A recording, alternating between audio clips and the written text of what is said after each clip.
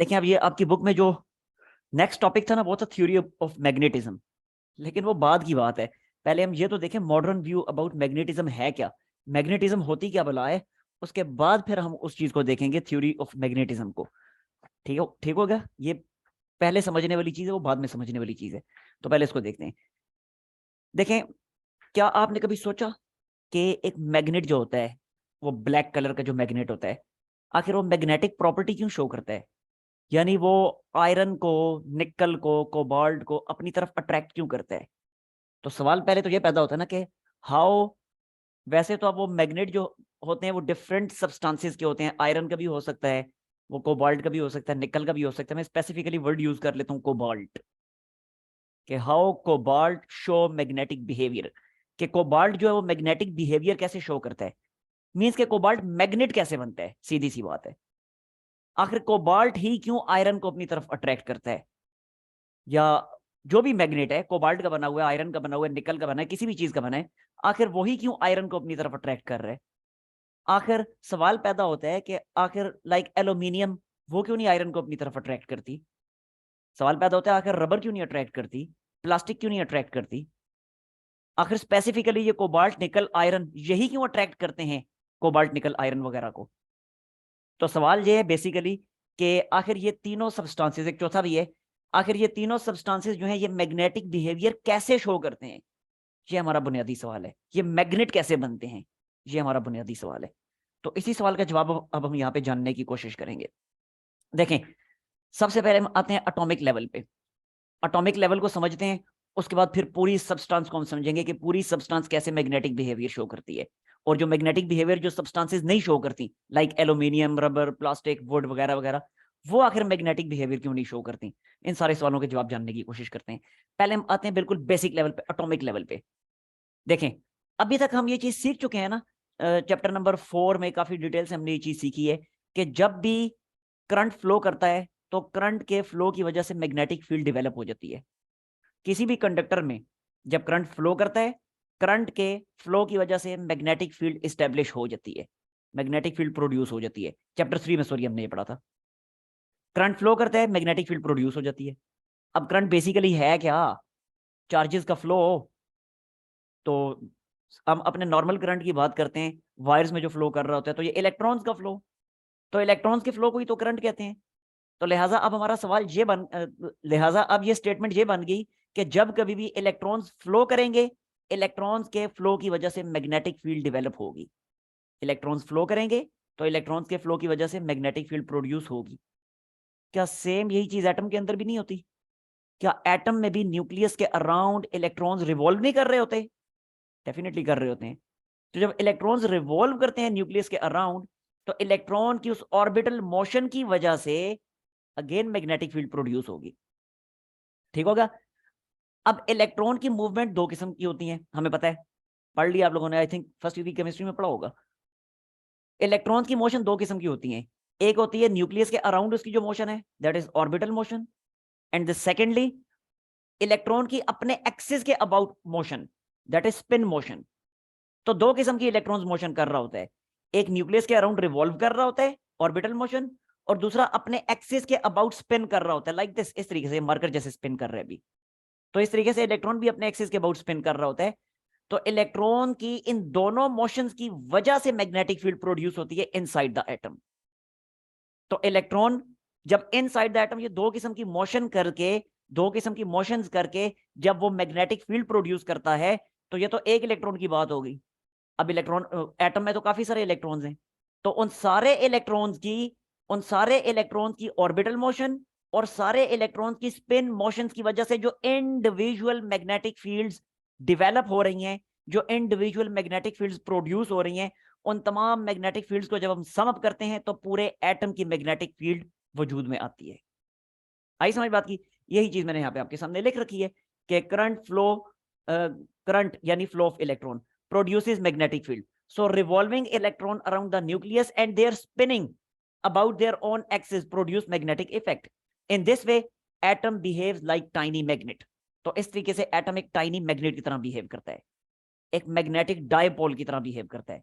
बिल्कुल ऐसे ऐसे ही जैसे वो बार मैग्नेट नहीं था, बार मैग्नेट जैसे वो मैग्नेटिक डायपोल है। डायपोल मीन उसके दो पोल हैं, नॉर्थ पोल साउथ पोल। तो जैसे वो एक मैग्नेटिक डायपोल होता है, बार मैग्नेट, तो एटम भी इसी तरह एक मैग्नेटिक डायपोल की तरह बिहेव करता है। ठीक है, टाइनी मैग्नेट कहें, टाइनी मैग्नेट कहें या मैग्नेटिक डायपोल कहें, एक ही बात है, मैग्नेटिक डायपोल। यहां तक ये चीज क्लियर हो गई? क्या पता, समझ आ गया ना कि एटम एक मैग्नेट की तरह बिहेव करता है और एटम टाइनी मैग्नेट की तरह बिहेव करता है, तो कैसे करता है? यहां तक कोई मसला? क्लियर? क्लियर? अच्छा चलो मैं आगे चलता हूं।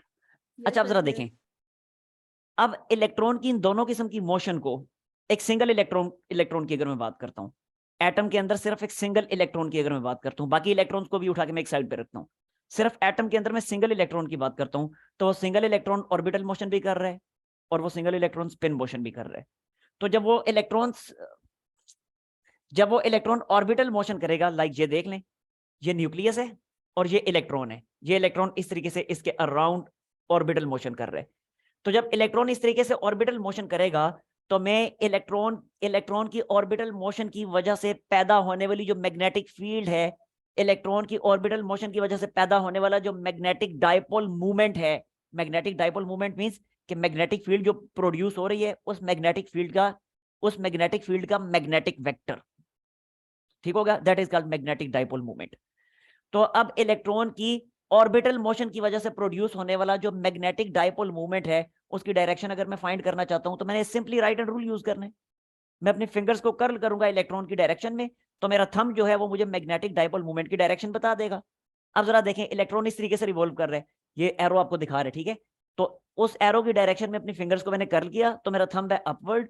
तो इसका मतलब है कि इलेक्ट्रॉन की ऑर्बिटल मोशन की वजह से जो मैग्नेटिक डायपोल मूवमेंट प्रोड्यूस होगा वो अपवर्ड है।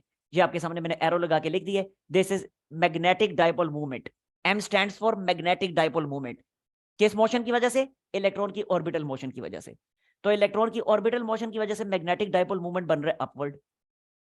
अब बिल्कुल इसी तरह इलेक्ट्रॉन स्पिन भी तो कर रहे हैं, तो ये इलेक्ट्रॉन की स्पिनिंग आपके सामने मैंने शो की हुई है, यानी इस तरीके से स्पिन कर रहे हैं, लाइक दिस, ऐसे, यूं, आउटवर्ड इनवर्ड, आउटवर्ड इनवर्ड, इस तरीके से स्पिन कर रहे हैं। अच्छा, जब इस तरीके से स्पिन करेगा, अब अगर मैं यहाँ पे एरो ड्रा करता हूं, अब जरा देखें, अब अगर मैं यहाँ पे राइट हैंड रूल लगाता हूं, तो अगेन मैं क्या करूंगा, फिंगर्स को कर्ल करूंगा स्पिन की डायरेक्शन में, तो ये फिंगर चलेगी स्पिन की डायरेक्शन में, ये देखें ऐसे। तो थंब मेरा किस तरफ है? थंब है टुवर्ड्स लेफ्ट। तो इसका मतलब है कि स्पिनिंग मोशन की वजह से जो बनेगा magnetic dipole movement, magnetic dipole movement due to spin motion, वो इस डायरेक्शन में है। ठीक हो गया? अब अगर मैंने इलेक्ट्रॉन की वजह से प्रोड्यूस होने वाली नेट मैग्नेटिक फील्ड फाइंड करनी है, इलेक्ट्रॉन की दोनों मोशंस की वजह से जो नेट मैग्नेटिक फील्ड प्रोड्यूस हो रही है, जो नेट मैग्नेटिक डायपोल मूवमेंट बन रहे, अगर वो मैंने फाइंड करना है, तो मुझे इन दोनों वेक्टर्स का वेक्टर सम लेना पड़ेगा। ठीक हो गया? यानी हेड टू टेल रूल के मुताबिक। तो अब वेक्टर सम मैंने लेना है, तो देखें जरा, ये ऑर्बिटल मोशन की वजह से जो मैग्नेटिक डायपोल मूवमेंट है वो ये ड्रा कर दिया अपवर्ड, और स्पिन मोशन की वजह से मैग्नेटिक डायपोल मूवमेंट वो ये ड्रा कर दिया इस डायरेक्शन में, रेड कलर में। ठीक हो गया? अब इन पे head to tail rule apply करना है, तो इन दोनों का वेक्टर सम कैसे बनेगा? इन दोनों का वेक्टर सम हमें पता है कि जो रिजल्टेंट वेक्टर होता है वो दोनों ओरिजिनल वेक्टर्स के दरमियान में होता है, तो ये रिजल्टेंट वेक्टर इस डायरेक्शन में बन जाएगा। ठीक हो गया? तो इसका मतलब है इन दोनों का जो कंबाइंड इफेक्ट बन रहा है, ये दोनों जो मैग्नेटिक डायपोल मूवमेंट्स हैं, ऑर्बिटल और स्पिन, इनका कंबाइंड इफेक्ट जो बन रहा है वो बन रहा है इस डायरेक्शन में। So this is our net magnetic dipole movement of single electron. यहां तक कोई मसला? यस, ठीक हो गया। अब यहां तक हमें एक इलेक्ट्रॉन की वजह से पैदा होने वाली नेट मैग्नेटिक फील्ड का पता चल गया। अब एटम के अंदर एक इलेक्ट्रॉन तो नहीं है, एटम के अंदर तो बहुत सारे इलेक्ट्रॉन हैं, तो उन सारे के सारे इलेक्ट्रॉन्स की जब इस तरीके से नेट मैग्नेटिक डायपोल मूवमेंट बनेंगे, आई एम रिपीटिंग, सारे के सारे इलेक्ट्रॉन्स जो हैं, उन तमाम इलेक्ट्रॉन्स के जब इस तरीके से नेट मैग्नेटिक डायपोल मूवमेंट बनेंगे, तो उन तमाम नेट मैग्नेटिक डायपोल मूवमेंट का अगेन वेक्टर सम ले, तो पूरे एटम का हमें नेट मैग्नेटिक डायपोल मूवमेंट मिल जाएगा। यार हमें पता चल जाएगा कि पूरे का पूरा एटम जो है वो किस तरीके से टाइनी मैग्नेट की तरह बिहेव कर रहा है, उसकी जो मैग्नेटिक फील्ड बन रही है सिंगल एटम की, वो किस डायरेक्शन में बन रही है। आगे समझ, रिपीट कर रहा हूं मैं, कैसे पता चलेगा? ये वाला जो net magnetic dipole movement find किया, ये सिंगल इलेक्ट्रॉन का फाइंड किया है। लेकिन अगर सपोज करें एटम के अंदर टोटल 5 इलेक्ट्रॉन्स हैं, तो हर इलेक्ट्रॉन की वजह से मिलने वाला इस तरह का जो नेट मैग्नेटिक डाइपोल मूवमेंट है, उन तमाम नेट मैग्नेटिक डाइपोल मूवमेंट के वेक्टर्स का अगेन वेक्टर सम लेंगे, तो पूरे एटम का नेट मैग्नेटिक डाइपोल मूवमेंट हमें मिल जाएगा। यस, कोई मसला अब यहां तक क्लियर? Yes sir, clear. यहां तक हमें यह पता चल गया, यहां तक हमें यह पता चल गया कि एक सिंगल एटम किस तरह से मैग्नेट के तौर पे बिहेव करता है। सिंगल एटम के मैग्नेटिक बिहेवियर को भी तक हमने स्टडी कर लिया, पता चल गया कैसे वो मैग्नेट की तरह बिहेव करता है। अब हम आएंगे पूरी सब्सटेंस की तरफ, कि एक कंप्लीट सब्सटेंस है, उसमें एक एटम तो नहीं है ना, उसमें तो billions and trillions of atoms मौजूद हैं। तो अब पूरी की पूरी सब्सटेंस का अगर हमने मैग्नेटिक बिहेवियर चेक करना है, तो उसकी तरफ हम आते हैं। लेकिन उससे पहले एक दो मजीद बातें आपको मैं बता दूं। अच्छा, पहले ये जो अभी समझाया, ये आपके सामने लिखा है, इसको पढ़ लें कि the direction of net magnetic movement of an atom is found, किस तरीके से? Is found by vector sum of orbital magnetic movement. यानी मैं उस एटम की बात कर रहा हूं जिस एटम में अगर सिर्फ एक ही इलेक्ट्रॉन है, अगर एटम में सिर्फ एक इलेक्ट्रॉन है, तो उस एटम की मैं यहां पे बात कर रहा हूं कि the direction of net magnetic movement of complete atom with one electron is found by vector sum of orbital magnetic moment and spin magnetic moments of its electron, not electrons, of its electron। ठीक हो गया? और वो फिर मैंने आपको vector sum ये लेके दिखाया हुआ है।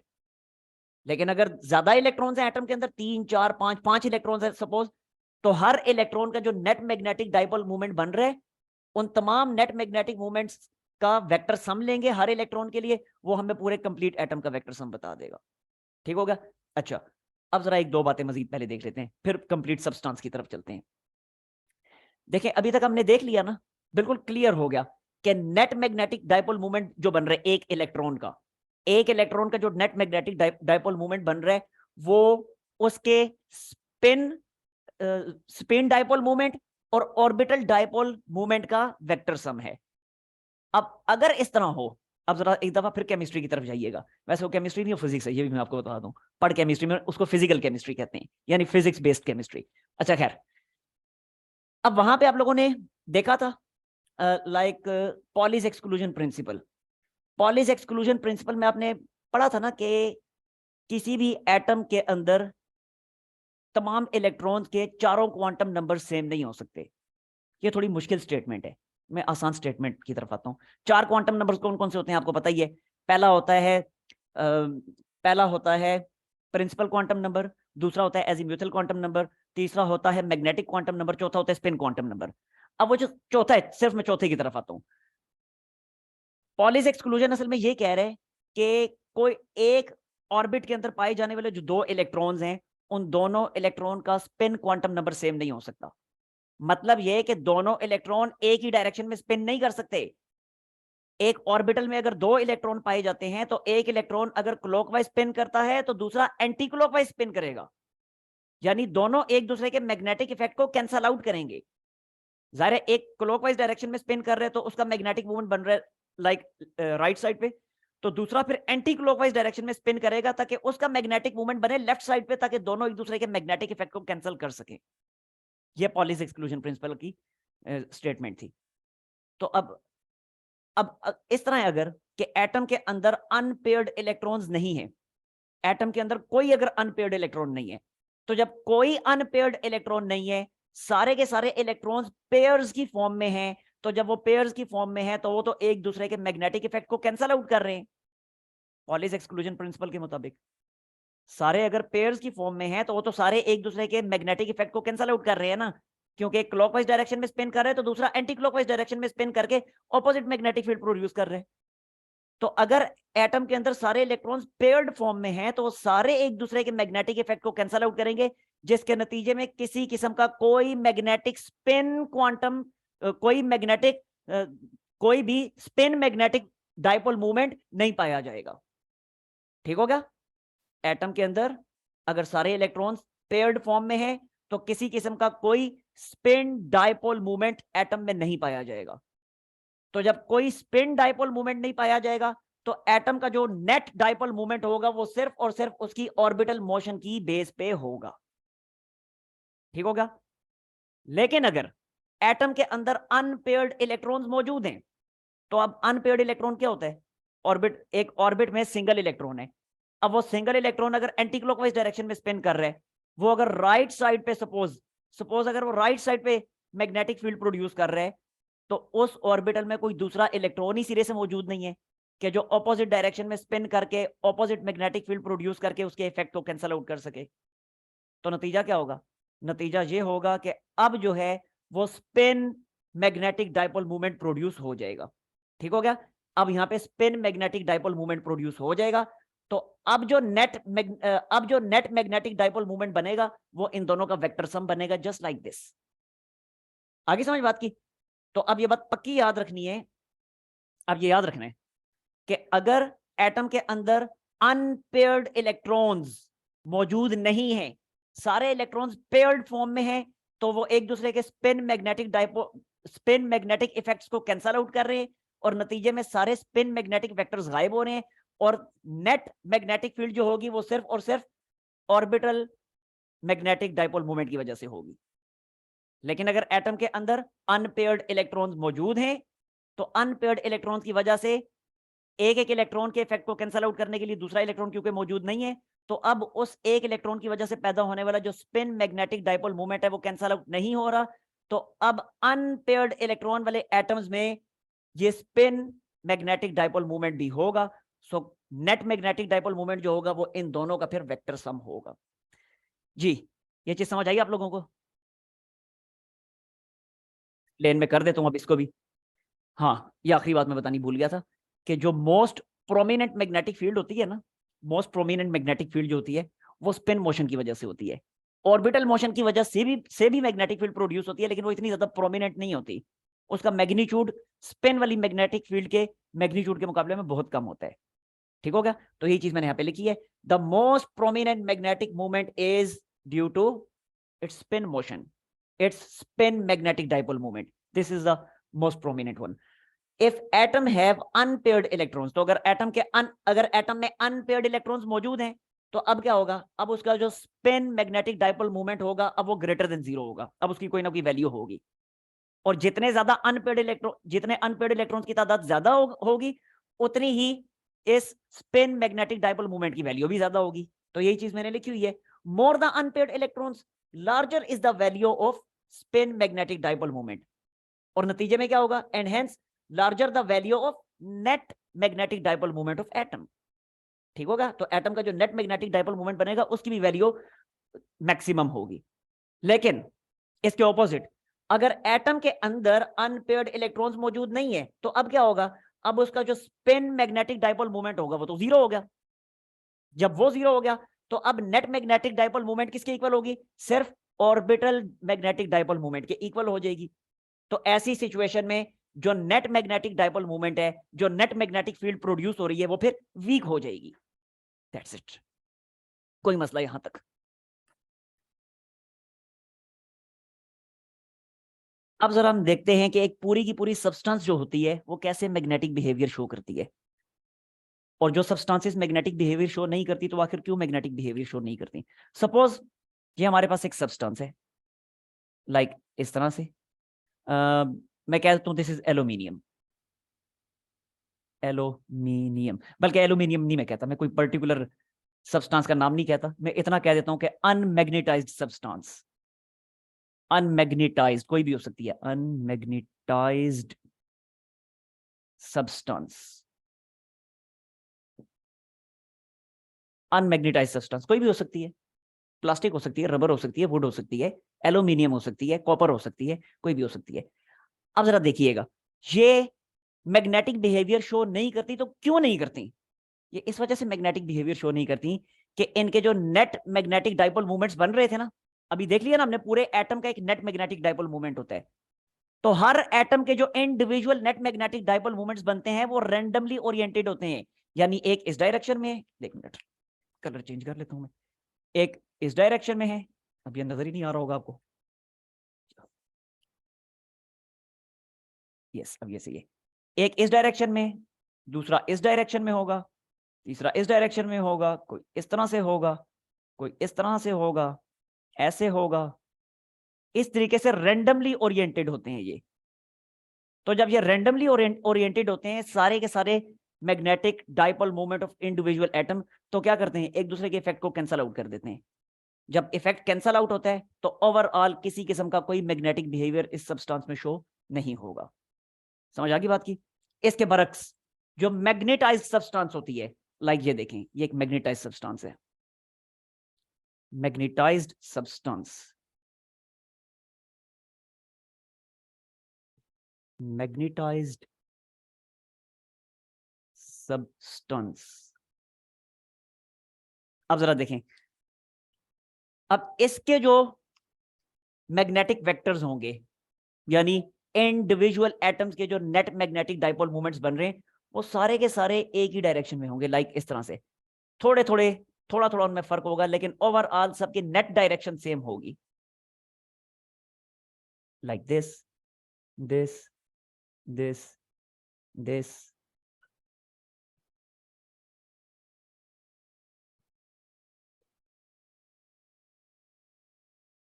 आई समझ बात की? तो अब ये मैग्नेटिक बिहेवियर शो करेगा, तकरीबन सबकी सेम डायरेक्शन बन रही है। इसको भी उधर ही कर देता हूं मैं। तो इस तरह के जो मटेरियल्स होते हैं कि जिनके, इस तरह के जो मटेरियल्स होते हैं कि जिनके टाइनी एटम्स, जिनके टाइनी एटम्स की magnetic dipole movements same direction में होती हैं, वो मटेरियल्स मैग्नेटाइज्ड मटेरियल कहलाते हैं। जबकि दूसरी तरफ ये फिर खराब होना शुरू हो गया। खराब हो गया है। यस, ठीक भी हो गए। तो इस तरह के जो मटेरियल्स होते हैं कि जिनके टाइनी एटम्स के net net dipole movement same direction में हो, वो मैग्नेटाइज्ड मटेरियल होते हैं, लाइक आयरन, निकल, कोबाल्ट। जबकि ऐसे सब्सटेंसेस के जिनके net magnetic dipole movements randomly oriented हो, तो वो एक दूसरे के इफेक्ट को कैंसल आउट करते हैं, तो लिहाजा वो मटेरियल फिर अनमैग्नेटाइज्ड मटेरियल्स कहलाते हैं, अनमैग्नेटाइज्ड सब्सटेंसेस कहलाते हैं, लाइक प्लास्टिक, रबर, वुड वगैरह वगैरह वगैरह वगैरह। समझ आ गई बात की? क्लियर हो गया? अब Yes समझ आ sir, गई ना yes कि sir. कोई, अब समझ आ गई होगी कि वो ब्लैक वाला मैग्नेट जो है, लाइक कोबाल्ट होता होगा, वो क्यों मैग्नेटिक बिहेवियर शो करता है? तो इस वजह से मैग्नेटिक बिहेवियर शो करता है। और प्लास्टिक जो है वो मैग्नेटिक बिहेवियर शो नहीं करता, वो आयरन को अपनी तरफ अट्रैक्ट नहीं करता। क्यों नहीं करता? इस वजह से नहीं करता। तो इसको मैं वाइंड अप कर देता हूँ जल्दी जल्दी में लिख के। टाइम क्या हो गया है, कितना टाइम रह गया? Sir, 3 8 मिनट मिनट है, रह गए। बस इसको खत्म मैं कर रहा हूँ।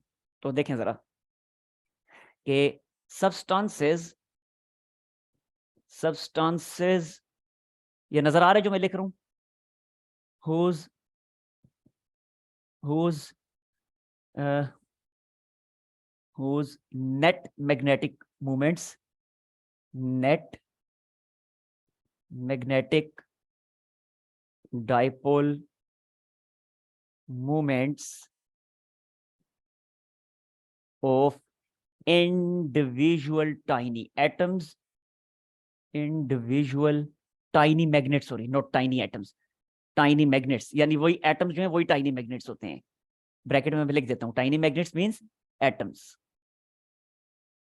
whose individual tiny magnets are randomly oriented, randomly oriented, oriented। ठीक हो गया? substances whose net magnetic dipole moment of individual tiny magnets are randomly oriented, so cancel each other, so cancel each other।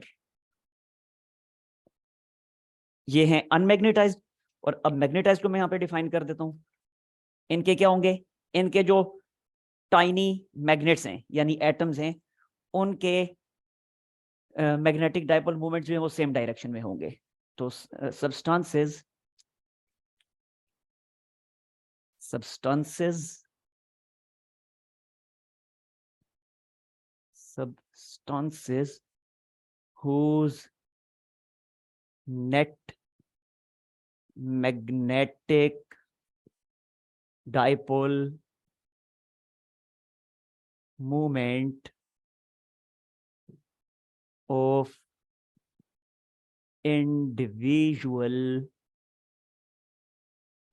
tiny of individual tiny magnets यानी atoms of individual tiny magnets are in same direction, are in same direction to produce strong magnetic field, to produce strong magnetic field, strong magnetic field. लें जी, ये हो गया खत्म. कोई सवाल है तो पूछ लें. That's it.